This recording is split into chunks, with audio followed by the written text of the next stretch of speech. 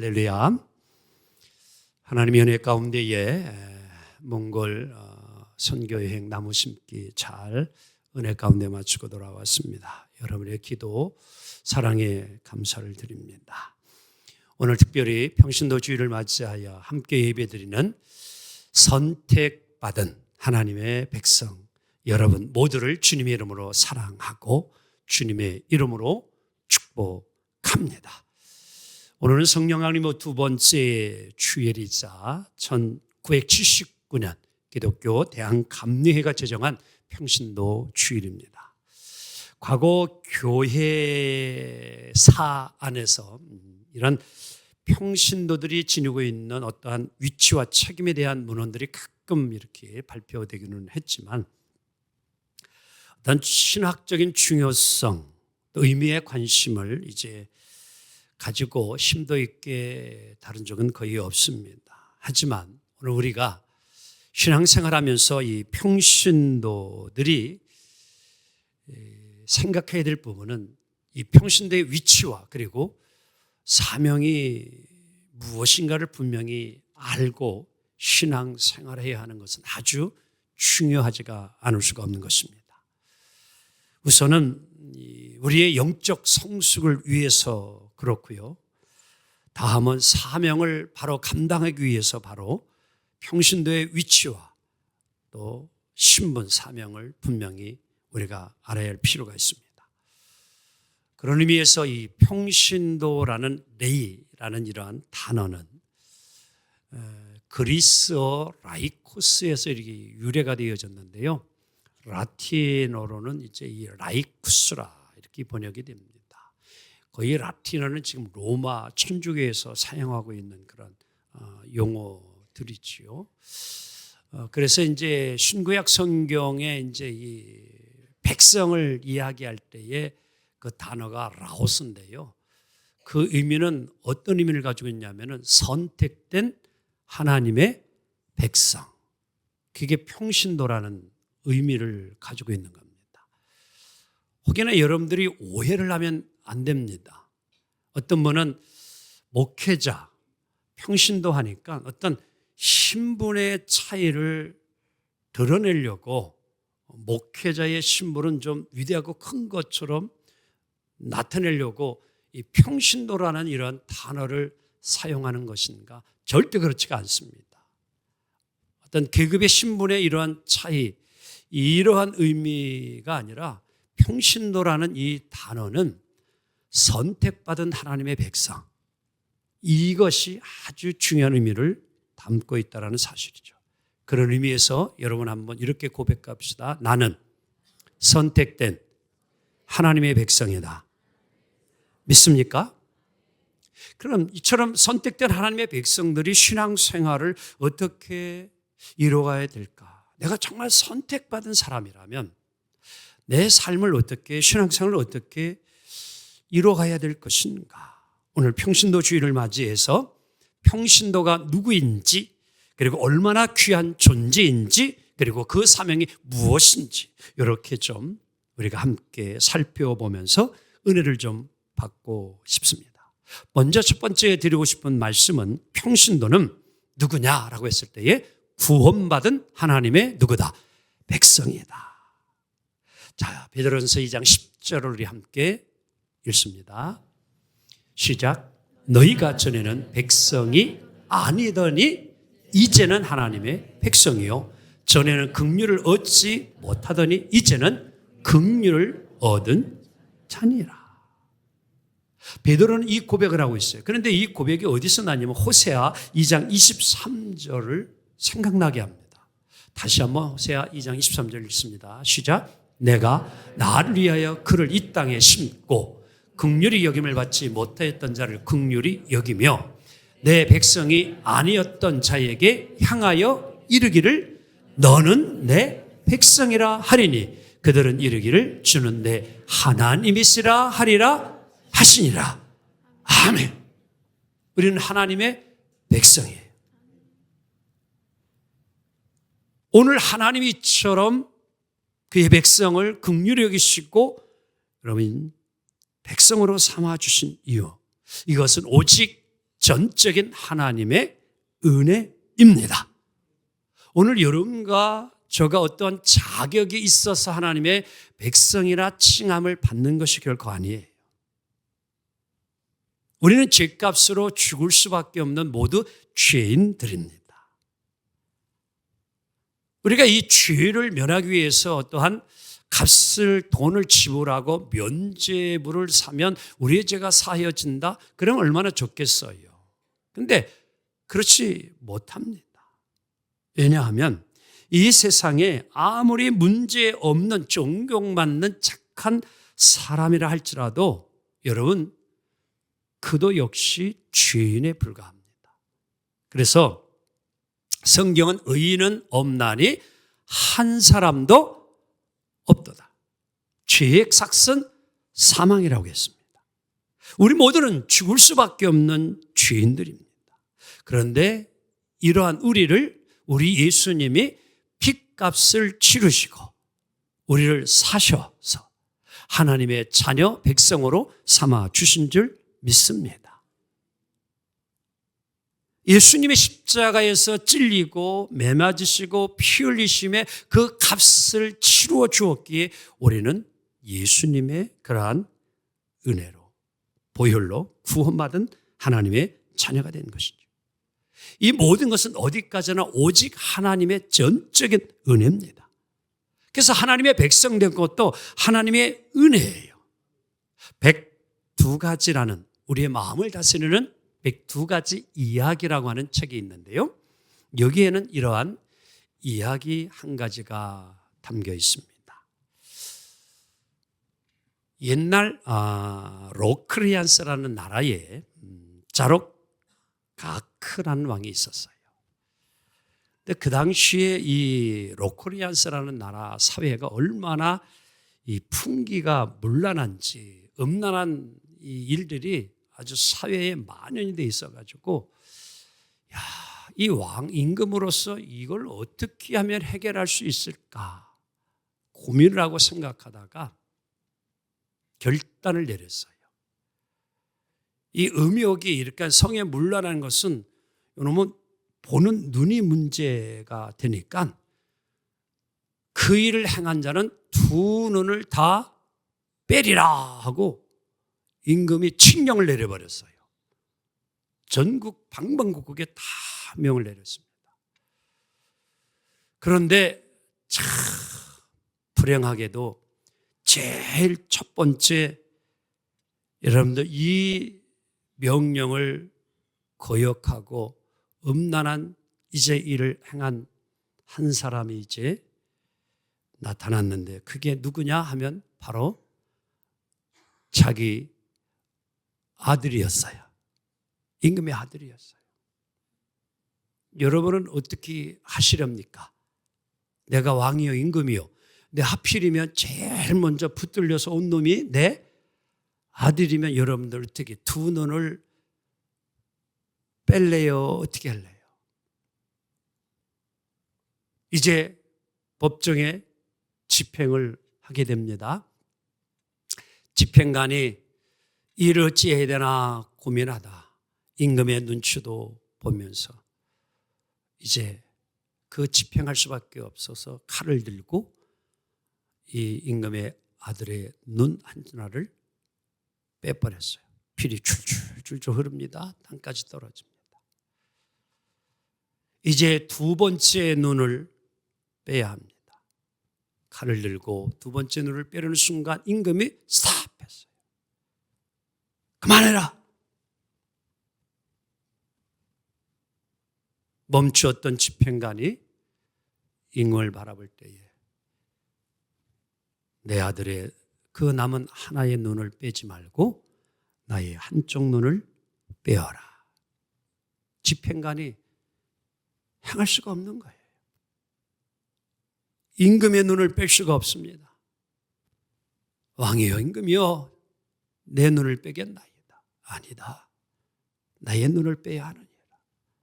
어쩔 수 없이 떨리는 손으로 이 집행관은 임금의 한쪽 눈을 빼버렸습니다.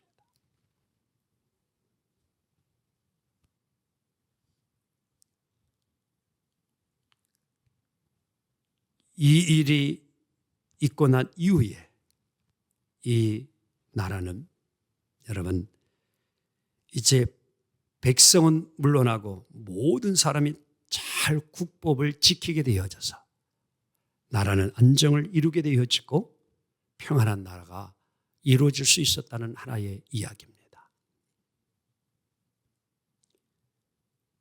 아들의 눈 하나를 빼고 국가의 기강을 세웠고 임금은 자신의 눈 하나를 빼면서 아들을 향한 사랑을 관계를 유지했습니다. 우리 예수님은 여러분 가족에게 사랑의 계명을 주셔서 너희는 서로 사랑하라. 그리고 예수님은 그 사랑을 친히 우리에게 보여주셨습니다.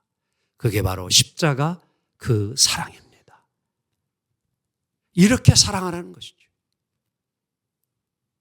자기의 몸을 다 십자가에 내어놓고 죽기까지 사랑하셨던 예수님.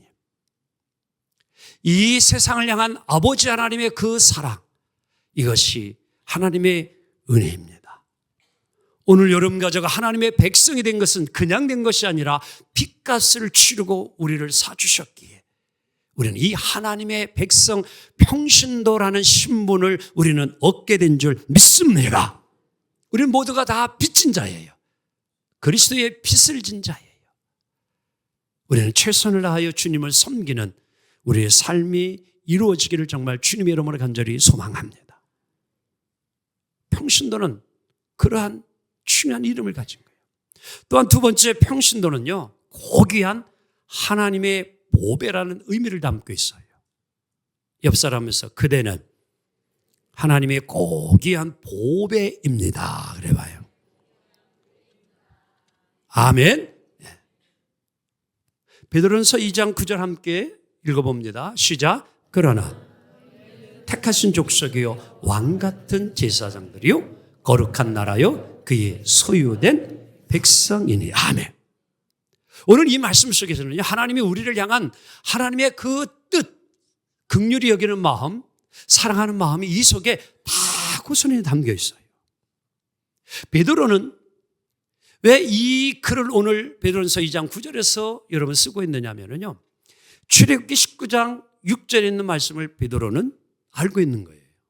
그래서 그 말씀이 바로 이런 것이었는데 함께 더 읽어볼까요? 시작. 너희가 내게 대하여 제사장의 나라가 되며 거룩한 백성이 되리라. 아멘. 홀리 하우스, 거룩한 하나님의 택한 백성이 되리라. 이 말씀을 하고 있는 거예요, 베드로가. 즉 출애굽 당시에 하나님이 이스라엘 백성들은요 애굽의 노예였어요. 애굽의 통치를 받고 있어요. 자유가 없었습니다. 늘 구속과 억압, 압박 속에 살았어요. 그런데 하나님이 모세라는 지도를 통해서 그들을 구원해 주죠. 출애굽, 엑소더스예요.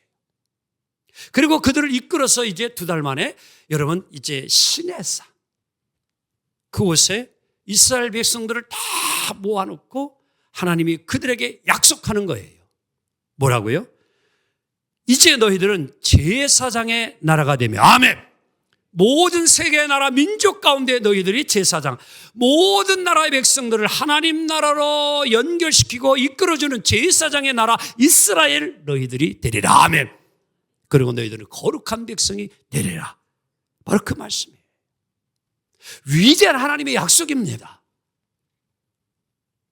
오늘 베드로는 이 이야기를 알기 때문에 오늘 베드로전서 2장 9절을 통해서 오늘 초대 1세기에 핍박과 환난, 믿음 때문에 고통당하는 백성들을 오늘 이 편지를 첫 번째 쓰고 있는 거예요. 여러분들은 하나님 나라의 시민권을 가진 자입니다. 하나님 나라의 백성입니다. 그 의미를 가지고 힘있게 능력있게 세상을 이기며 살아가야 합니다. 그 글을 쓰고 있는 거예요. 사랑하는 성도 여러분, 우리는 수많은 사람 가운데에 택함 받은 사람인 걸 믿으면 아멘 합시다. 우리는 왕 같은 제사장이에요. 제사장은 하나님과 백성들 사이의 중간에 서서 그들을 뭐예요? 연결시켜주는 브릿지, 다리와 같은 역할을 해주는 자예요. 하나님과 백성들을. 오늘 여러분 가져가 이렇게 거룩한 제사장, 되었다는 사실은 아직도 하나님을 알지 못하는 이들을 하나님께로 인도해 주는 귀한 달의 역할을 먼저 믿은 우리가 되어야 될 줄로 믿습니다. 그래서 많은 제사장이에요. 누구나 다 우리들은 먼저 믿은 자로서 믿지 아니한 자들을 하나님께로, 내 가족이 아직 믿지 않은 자들을 주께로 인도해야 될 제사장의 역할을 감당해야 될 줄로 믿습니다. 그리함으로 이제 가정이 하나님의 나라, 거룩한 나라로 여러분 우리가 바꾸어 가고, 지역이, 나라가 모두가 하나님 나라로 세워져 가야 될 줄로 믿습니다. 우리는 하나님 앞에 보배로운 존재예요. 하나님은 우리 한 사람을 너무너무 귀하게 여기십니다. 세상에서는요, 어머니의 사랑을 가장 최고로 여깁니다. 왜 그럴까요? 어머니들은요, 자식을 낳을 때에 피를 흘리고 낳습니다. 어떤 자는요, 목숨을, 생명을 담보로 잡고 자녀를 낳습니다. 출산할 때에 그러한 어려움이 생길 수도 있지요. 생명을, 아이를 살리겠습니까? 아니면 당신이 살렵니까? 당신이 죽어야 아이는 살고, 또 아이가 살려면 당신은 죽어야 되는데 어떻게 선택하십니까? 이런 경우도 있음을 우리는 압니다. 그때 어머니들은 주저하지 아니하죠. 나는 죽어도 괜찮으니 이 아이는 뭐 해달라? 살려달라는 거죠. 이게 어머니의 마음이에요. 이게 어머니의 사랑이에요. 나는 죽어도 괜찮으니 이 아이만큼, 생명만큼은 살려달라는, 온갖 고생을 하면서 낳으시고 길러주고 가르쳐주고 이끌어주신 어머니, 그 누구보다도 가장 귀한 겁니다. 여러분, 자식은요, 어느 것과도 바꿀 수가 없어요. 어떻게 여기 서 집사님, 제가 10억 줄 테니까 아들, 딸 좀 팔지낸데 안 팔아? 아니, 그럼 100억 줄게, 100억. 100억 주는데도 싫어요?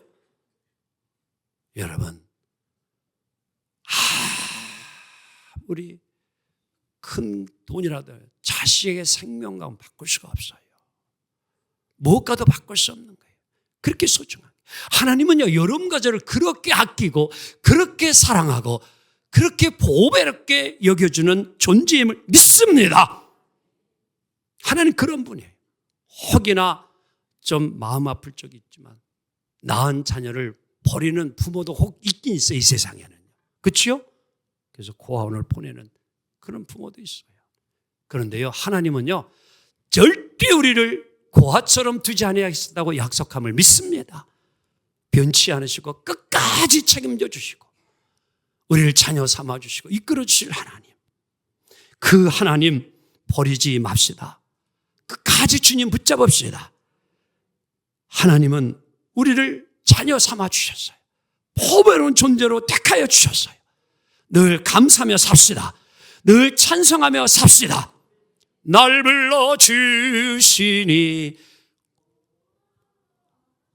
그 다음은 해야지요. 날 불러주시니. 아멘. 우리 하나님 기뻐하시리라 믿습니다. 또한 오늘 우리가 마지막 평신도라는 이 위치와 여러분 직분은요, 그냥 우리를 택하시고 그냥 심심해서 하나님이 부르신 게 아니에요. 한번 옆 사람이 이렇게 왜 불러 쉬우 그래봐 뭐. 어때 우리는 부르잖아요. 좀 오라 잠깐 그러면 우리가 가서 그러죠. 왜 불렀어? 그러잖아요. 부르면 뭔가 이유가 있으니까 부르는 거잖아요. 그렇지요? 신의 일을 해서 같이 좀 밥 좀 먹으려고, 그냥 뭐 좀 좋은 것 좀 맡기려고, 뭐 좀 같이 해보려고, 뭐 이유가 있는 거잖아요. 하나님이 여러분 가지를 왜 수많은 사람 가운데 우리를 택하시고 부르셨느냐 이런 얘기죠.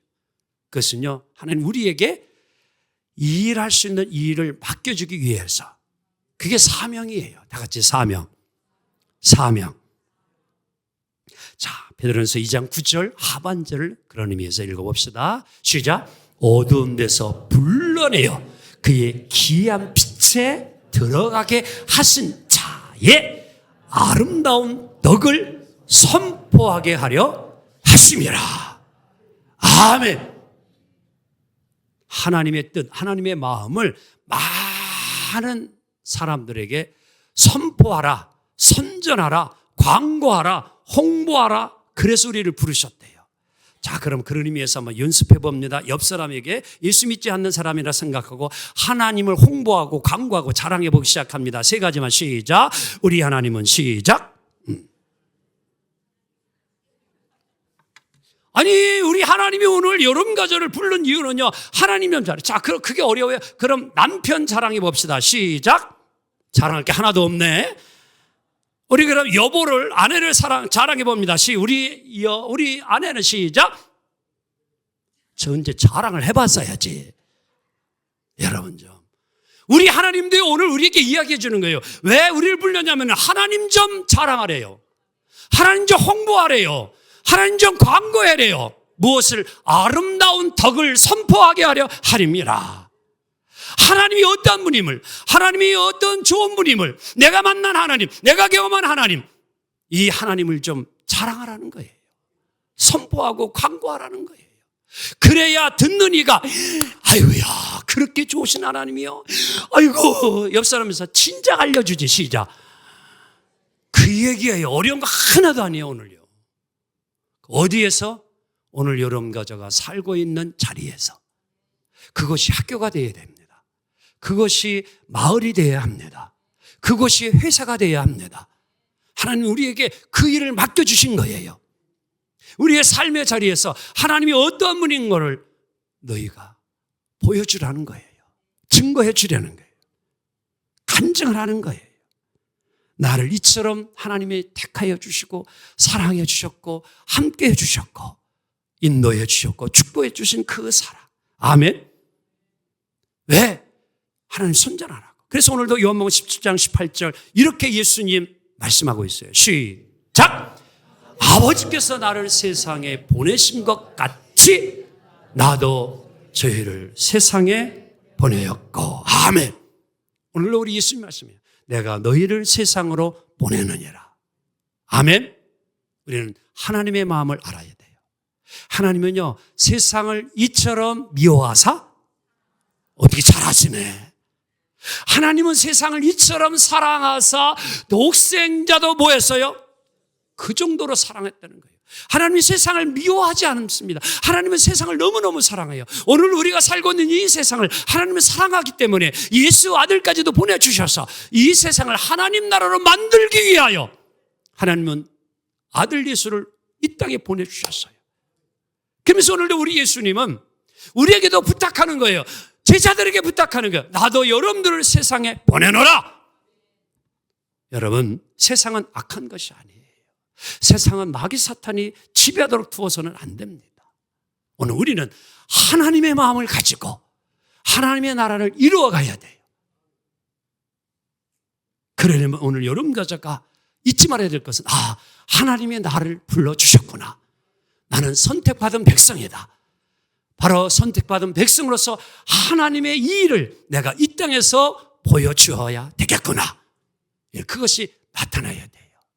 정말 하나님께서 여러분과 저를 통해서 일하시는 일들의 모습이 오늘 각자의 삶의 자리에서 더욱 드러나야 되고요. 하나님께 그래서 영광을 돌려야 될 줄로 믿습니다. 하나님은 여러분과 저를요, 하나님 나라에서 대사로 보내준 거예요. 이번에도 몽골 가니까 거기에 우리 대사관이 있더라고요. 근데 대사는요, 한 나라의 대통령의 권위와 같은 직분을 준 게 대사예요. 대한민국을 대표해서 뭐예요? 보냄을 받은 자가 대사입니다. 그래서 여러분들 여권을 잃어버려도요, 그 대사관에 찾아가면요, 거기서 여권을 뭐 해줘요? 임시 여권을 발행해줘요. 이 사람은 대한민국 사람이다라고 임시 여권을 딱 만들어줘야 다시 한국에 들어올 수 있는 거예요. 절대 못 들어옵니다. 여권 없으면. 공항을 통과하지 못해요. 근데 대사관은 우리나라를 전체를 뭐예요? 대표해서 보냄받은 대사이기 때문에 엄청난 권력이 있는 거예요. 대사가 도장 하나 찍어주면 되는 거예요. 우리 모두는요, 하나님 나라의 심부름꾼이에요. 하나님 나라가 대사로 보내줬어요. 그런데 중요한 건요, 대사가 이 일을 어떻게 하느냐에 따라서 그 나라의 이름이 뭐예요? 드러날 수도 있고 그 나라의 이름이 부끄러움을 당할 수 있어요. 오늘 여러분과 저를 왜 불러주셨어요? 하나님 영광 드러내기 위함입니다. 그 일을 우리가 해야 하는 거예요. 우리에게 주어진 자리에서 최선을 다합시다. 열심으로 삽시다. 부지런하게 삽시다. 그러면 하나님이 우리를 통하여 귀한 역사를 이루어 가시고 하나님 영광 받아 주시리라 믿습니다. 하나님의 살아계신 모습이 여러분들을 통하여서 일어나고 역사되리라 믿습니다. 이제 말씀을 정리합니다. 평신도란 세상으로부터 부름받은 하나님의 백성입니다.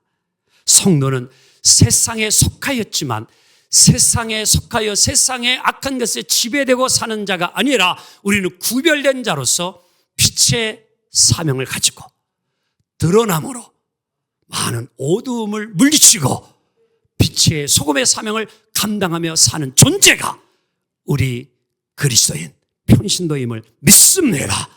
여러분 부름받은 하나님의 사람으로서 멋지게 사랑함으로 하나님께 영광 돌리고 여러분의 삶의 모든 것들이 더욱 주님이 함께하고 역사하는 축복된 길이 되어지기를 예수님의 이름으로 축원합니다.